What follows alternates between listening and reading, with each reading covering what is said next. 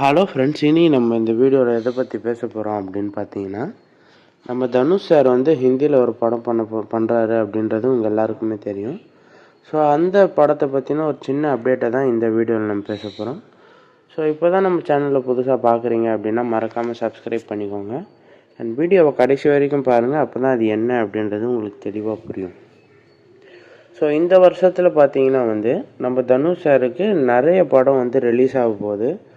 And அதில் தான் வந்து இந்த ஹிந்தி படமும் வரப்போகுது. அண்ட் இந்த படத்தோட ஷூட்டிங்கு ஜெய்ப்பூர் முடிச்சுட்டு ஹரியானா அடுத்து வேறு ஒரு ஸ்டேட்டுக்கு போகிற மாதிரி பேசி போயிட்டுருக்கு. அண்ட் இந்த படத்தில் வந்து நம்ம தனுஷ் சார் வந்து அவரே தான் ஹிந்தியில் பேசி நடிக்கிறாரு படத்தை. அவருக்கு பதிலாக வேறு யாருமே அந்த படத்தை டப் பண்ணல.